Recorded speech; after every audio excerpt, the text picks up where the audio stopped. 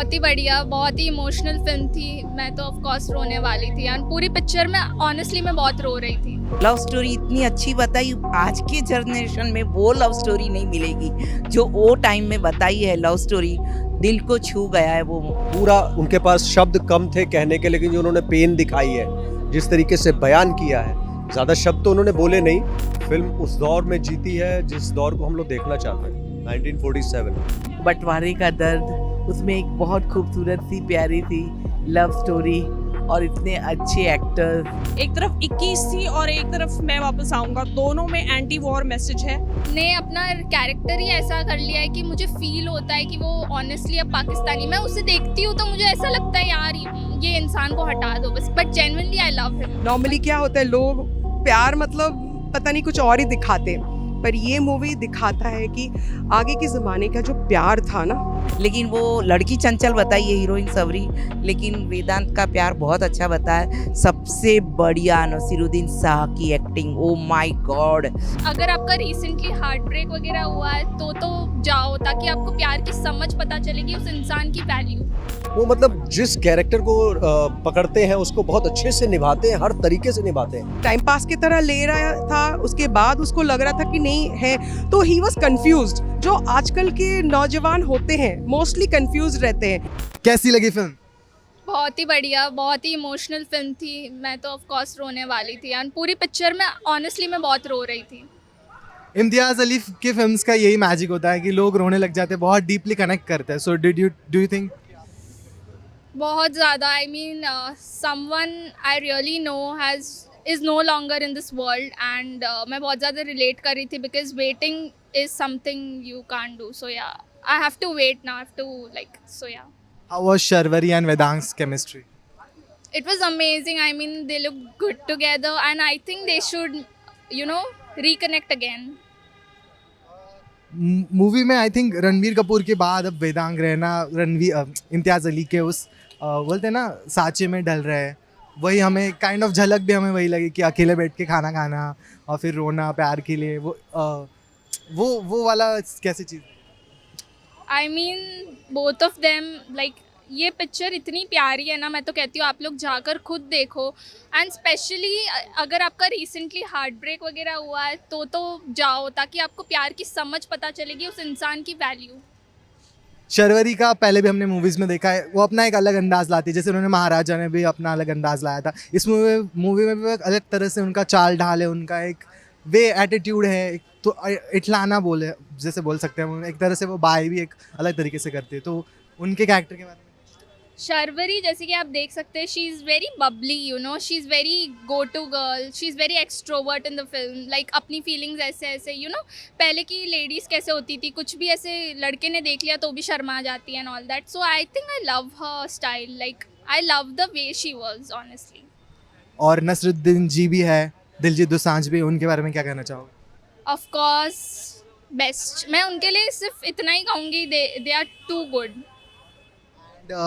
धुरंधर के हमारे उज़ैर बलोच भी है, जिनका छोटा सा कैमियो है, उनके बारे में कुछ अगर ऑडियंस को आप हिंट देना चाहोगे बिना स्पॉइलर दिए? I don't know why but I feel Uzair Baloch ने अपना कैरेक्टर ही ऐसा कर लिया है कि मुझे फील होता है कि वो ऑनेस्टली अब पाकिस्तानी। मैं उसे देखती हूँ तो मुझे ऐसा लगता है यार ये इंसान को हटा दो बस, but genuinely I love him, but उनके कैरेक्टर को नहीं। या he is a good person but I don't love his characters. And how was the plot जो 1947 के इसमें दिखाया गया है? बहुत ऐसे लोगों को कंप्लेन होता है कि ये बहुत ज़्यादा ओवरडू हो चुका है, बार बार वही देख के, बट इम्तियाज़ अली ने इसे वापस एक बार लाया, तो do you think it's again a fresh story? As in Gen Z, I honestly love this film. Old school love. I honestly love everything that is old school. तो मेरे लिए तो ये must watch थी. It was worth it. I mean, मेरे एक आंसू.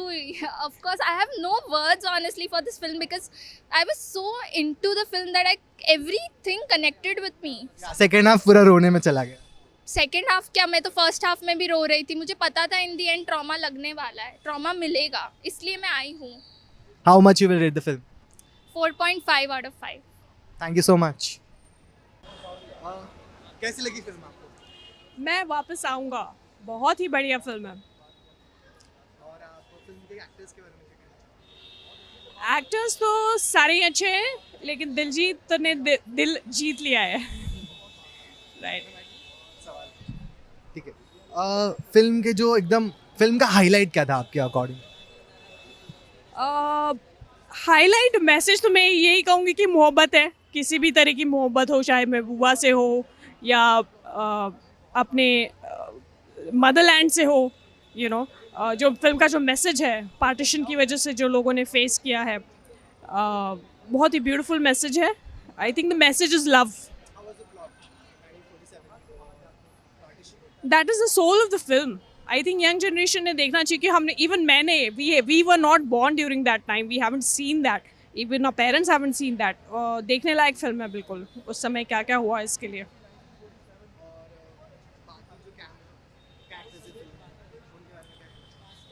I think Sharvari has done an amazing job. Vedang is wonderful.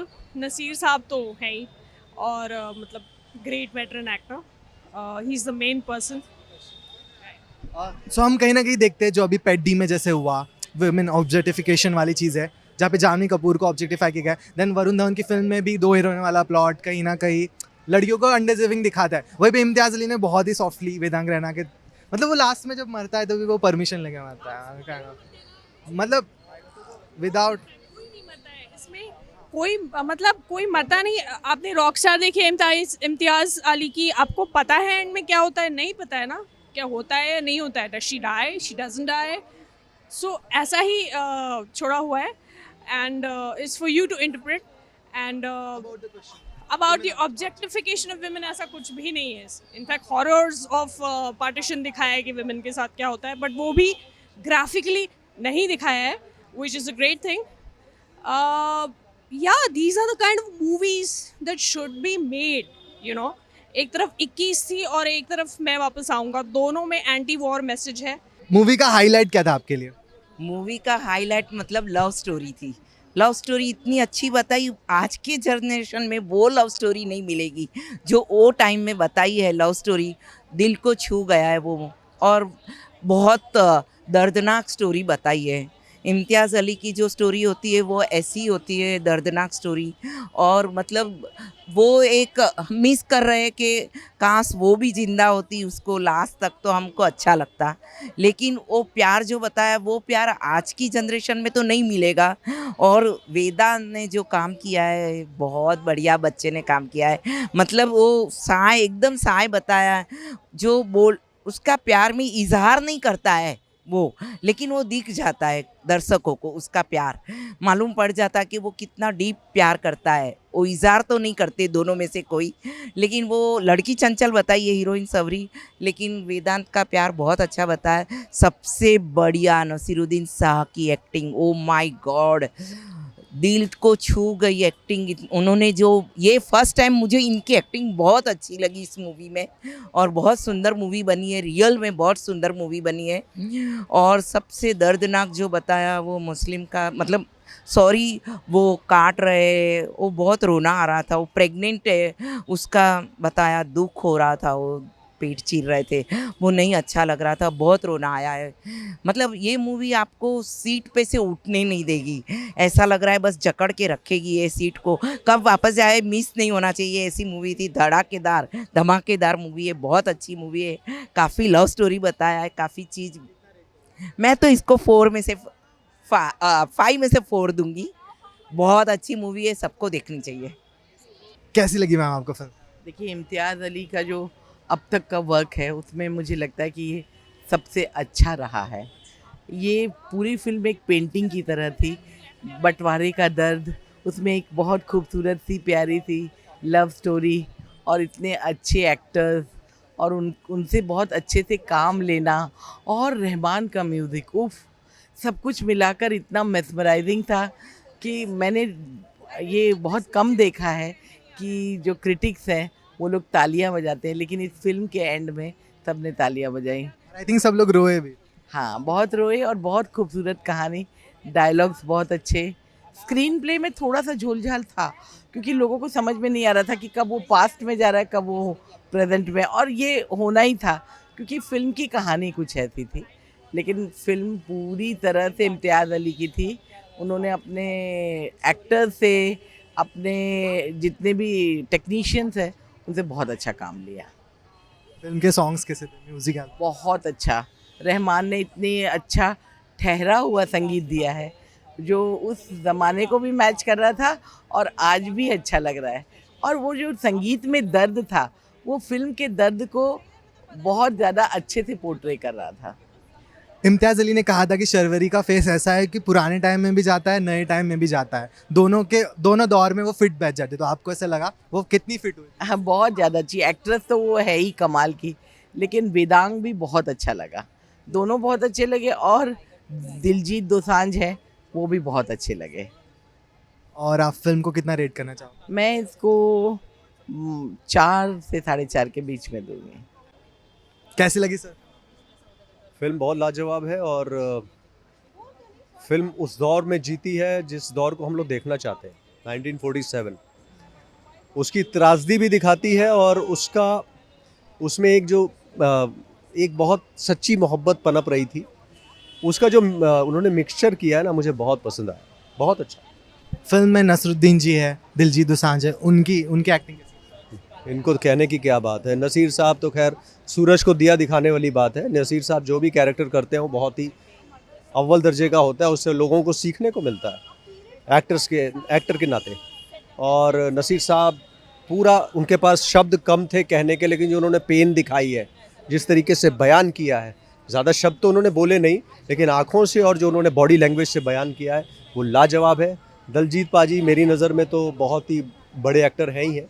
मैं ਤੁਹਾਨੂੰ ਕਹਿਣਾ ਚਾਹਾਂਗਾ ਕਿ ਤੁਸੀਂ ਬਹੁਤ ਵੱਡੇ ਐਕਟਰ ਹੋ और ਤੁਹਾਡੇ ਵਰਗਾ ਕੋਈ ਐਕਟਰ नहीं ਹੈਗਾ। ਤੁਸੀਂ कोई भी एक्टिंग करते हो ना, किसी भी ਉਹਦੇ ਵਿੱਚ लाजवाब होती है। वो मतलब जिस कैरेक्टर को पकड़ते हैं उसको बहुत अच्छे से निभाते हैं, हर तरीके से निभाते हैं और इजी गोइंग होता है, बहुत ही बढ़िया तरीके से निभाते हैं। आप पंजाबी है तो वो जो पंजाब के सीन्स दिखाया मैं फिल्म में, क्योंकि वो सच बात है क्या सब कर पाता हूँ अपने आप को, क्योंकि मेरी फैमिली भी जहाँ सरगोदा बोला है ना, सरगोदा के पास ही एक जगह है लायलपुर। तो हमारे बुज़ुर्गों ने जितनी कहानियाँ सुनाई हैं वो जिस तरीके से पीड़ा से वो लोग गुजरे हैं, जिस तरीके से आए हैं, जिस तरह से यहाँ दर्शाया गया है, मेरे दिल को छू गई और इसलिए कई बार दिल भी भर आया अंदर। और मतलब उस दौर को हम दरअसल जी रहे थे जो हमारे बुज़ुर्गों ने देखा है दरअसल। तो खुश है आप जो बिग स्क्रीन पर रिप्रेजेंटेशन हुआ है? खुश भी हैं और ये एक हैंगओवर देती है फिल्म जो मैं घर लेके जाऊंगा और कई दिन तक ये मेरे दिमाग में रहेगी। रेट हम इसको करेंगे 5 में 5। Thank you so much, it was great. मैं वापस आऊँगा मूवी देख के आई हूँ। बहुत ही ज़्यादा इमोशनल हूँ, हार्ट टचिंग है मूवी। और मैं क्या कहूँ, कहाँ से शुरू करूँ। ये बोलूँगी कि मैं वापस आऊँगी ये पिक्चर दोबारा देखने के लिए, क्योंकि ये पिक्चर ना हमारा अभी का जो दृश्य है, जो होने वाला है, वो हमको एक झलक दिखाई दिया। तो ये है कि राइज एंड वेकअप, क्योंकि ये मूवी सिर्फ़ और सिर्फ एक छोटी सी झलक है। जो आने वाला आ रहा है ना हमारे सामने, वो इससे भी बड़ा होने वाला है। तो गाइस वेकअप, हमें उस दौर पे दोबारा मत लेके जाओ। आपको पता चल जाएगा कि कितना दुखदाई है और अपने ही लोग अपनों के दुश्मन बन जाते। ऐसा मत करो, क्योंकि ये सच्चाई है और इस मूवी में थोड़ी सी झलक दिखाई है, क्योंकि इसमें एक लव स्टोरी भी है। तो जो प्यार है, असली प्यार है, जो एहसास है, वो दिखाया है। नॉर्मली क्या होता है, लोग प्यार मतलब पता नहीं कुछ और ही दिखाते हैं, पर ये मूवी दिखाता है कि आगे के ज़माने का जो प्यार था ना, वो प्यार सच में प्यार है। If you remember, if you see the movie, Saif Ali Khan का जो मूवी है, वहाँ पे भी वो सरदार बना था, वहाँ पे भी दिखाया उसका प्यार। वो भूल नहीं गया, वो वापस आया और दोबारा उसने वही चीज़ ये। बट यहाँ पे स्टोरी थोड़ी सी अलग है, हालांकि कहीं ना कहीं कनेक्ट होती है, लेकिन ये जो पार्टीशन वाला चीज़ दिखाया ना, मुझे लगता है कि ऐसी मूवीज़ और आने चाहिए, लोगों को पता होना चाहिए। जेनज़ी को बिल्कुल नहीं पता है, एहसास ही नहीं है। हम लोग एक और दुनिया में बस रहे हैं जहाँ पे कंप्यूटर है, इंस्टाग्राम है, ये है वो है। इस मूवी में बहुत अच्छा कनेक्शन भी दिखाया इंस्टाग्राम फेसबुक का। कि तब के ज़माने में जब तक आपको खबर नहीं मिलती है पर्सनली, आपको पता ही नहीं चलता है कि कोई जी रहा है कि कोई मर गया है। तो ये चीज़ बहुत अच्छा है जो दिखाया है। एंड क्या बोलूँ, मतलब it's very heart touching film, very heart touching. I have one question. Film में कहीं ना कहीं दिलजीत दोसांझ के कैरेक्टर थ्रू हमें दिखाया गया है कि कैसे दिलजीत को कमिटमेंट इश्यूज है अपनी गर्लफ्रेंड के साथ, और फिर उसके दादाजी की कहानी दिखाई जाएगी कि वो एक लड़की के लिए पूरी 78 ईयर्स तक उन्होंने रुका। तो वो जो पैरेलल चीज़ें दिखाई उसके बारे में तो यही बताया है कि उसको कमिटमेंट में प्रॉब्लम था क्योंकि बहुत सारी चीज़ें थी, उसकी नौकरी नहीं हो पा रही थी, वो मतलब उसको समझ में नहीं आ रहा था कि क्या है, उस लड़की से वो प्यार करता भी है कि नहीं वो उसको समझ में नहीं आ रहा है, उसको टाइम पास की तरह ले रहा था, उसके बाद उसको लग रहा था कि नहीं है, तो ही वॉज कन्फ्यूज्ड। जो आजकल के नौजवान होते हैं मोस्टली कन्फ्यूज रहते हैं, डिसाइड नहीं कर पाते। लेकिन पुराने ज़माने का जो उसका दादाजी का प्यार दिखा है वो कितना प्योर था, एक ही लड़की पे टिका हुआ था, एक नज़र देखने के लिए उन लोग कितने दूर दूर माइलों साइकिल पे आते हैं सिर्फ मिलने के लिए, एक नज़र, बात भी नहीं होता था, सिर्फ इशारा। तो उसी को एक्चुअली प्यार करते हैं। बहुत लोग उसको प्लेटोनिक बोलेंगे, पर मुझे लगता है कि एक बार करके देखो guys, you will know what love is. उसी को सच्चा प्यार बोलते हैं, और ये मूवी में जिया है उन्होंने। 5 तो देना चाहूँगी क्योंकि मेरे लिए 5 है, बट या एज पर ये I think 4.5 for sure. And Imtiaz Ali sir का डायरेक्शन इज़ सुपर, वो बहुत अच्छा करते हैं क्योंकि वो बहुत अच्छा राइटर है। जो अच्छा राइटर होता है ना वो डायरेक्ट बहुत अच्छा कर पाता है क्योंकि उनका वही विजन है ना, तो वही चीज़ है। And I would really like to congratulate all the heroes and the heroines. Vedang has done such a wonderful, उसका जो वो आँखें हैं, उसमें जो प्योरिटी है, उसका वो जो इनोसेंस है, वो पकड़ के रखा था। He is a very sweet guy, उसको पकड़ के रखा था टिल द एंड। जो मतलब I think I just loved his performance, and Sharvari was also very good, purely good. Thank you so much.